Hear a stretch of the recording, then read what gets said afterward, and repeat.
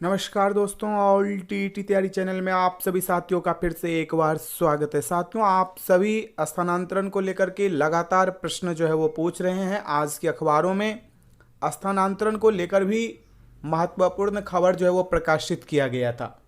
आप स्क्रीन पर देख रहे होंगे, सक्षमता परीक्षा काउंसलिंग से पहले ट्रांसफर नीति की सिफारिश मिलेगी, क्योंकि यह बहुत ही आवश्यक है। नियोजित शिक्षक चाहते हैं कि हमारी जो काउंसलिंग की प्रक्रिया शुरू होगी उससे पहले इस पर से पर्दा उठ जाए। राज्य के सरकारी स्कूलों में स्थानांतरण, पदस्थापन, अनुकंपा अवकाश और शिक्षा संवर्ग की नीति तय करने गठित उच्च स्तरीय समिति सक्षमता परीक्षा पास कर चुके शिक्षकों की काउंसलिंग से पहले अपनी सिफारिश शिक्षा विभाग के अपर मुख्य सचिव को सौंप देगी। सूत्रों के अनुसार शिक्षा विभाग संबंधित मसलों पर तैयारी जो है वो की जा रही है। नीतियों की ड्राफ्ट को फाइनल टच देने जा रहा है। जो नीति बनाया गया है उसका कुछ कुछ अंश हम सभी के बीच में आया था, उसको फाइनल किया जा रहा है। अब जरूर हम सभी के बीच में कुछ ना कुछ महत्वपूर्ण अपडेट होगा। गुरुवार को भी शिक्षा विभाग के शीर्ष अफसरों ने इस पर विचार मंथन किया। लगातार मंथन चल रहा है स्थानांतरण को लेकर के, और कल आपने एक लेटर भी देखा होगा जिसमें स्पष्ट रूप से कहा गया है कि ई शिक्षा कोर्स पर ज़्यादा से ज़्यादा शिक्षक जो है वो हाजिरी लगाएं। लगभग 5,77,000 प्लस शिक्षक हैं बिहार में, उसमें से सिर्फ 25,000 कुछ प्लस जो हैं हाजिरी नहीं बनाए हैं, नहीं तो सभी ने बना दिया है। दरअसल सक्षमता परीक्षा उत्तीर्ण कर चुके शिक्षकों की काउंसलिंग के बाद नई पदस्थापन की जानी है।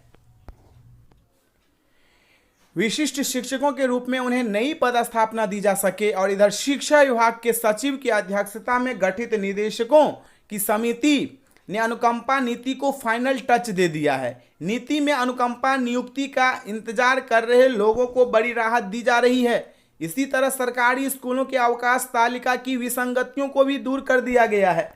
अवकाश तालिका में क्या दूर किया गया है ये हम सभी के बीच में जल्दी ही आने वाला है।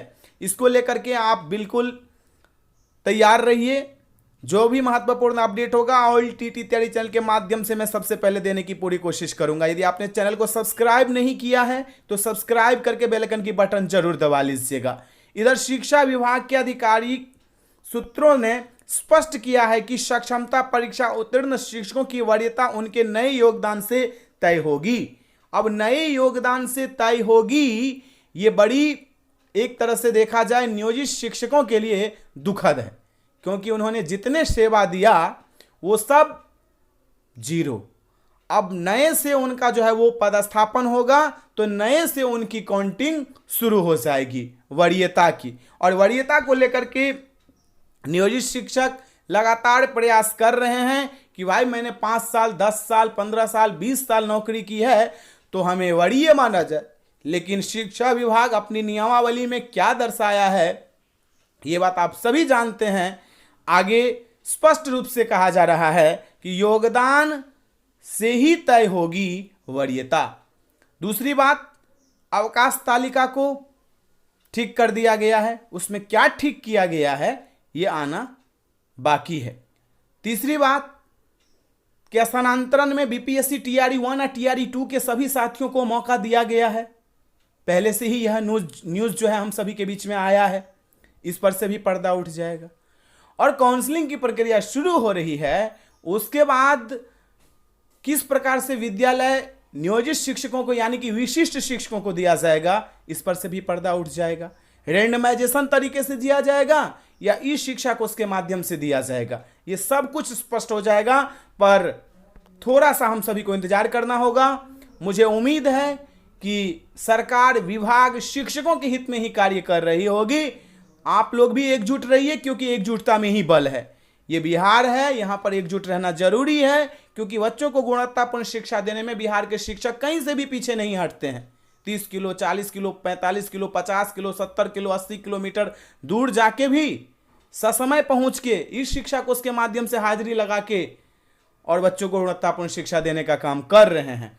तो साथियों, इस वीडियो को आप ज़्यादा से ज़्यादा शेयर कीजिएगा, क्योंकि स्थानांतरण नीति को लेकर के कोई खबर इस बीच में आप सभी को नहीं दिया था। आज के अखबारों में यह प्रकाशित किया गया। इस पर आप सभी ने प्रश्न किया, हमने भी तहकीकात किया, तो बिल्कुल सही आपके सामने में मंगलवार तक सब कुछ रहेगा। तो अभी के लिए इतना ही, फिर मिलते अगले वीडियो में। सर धन्यवाद।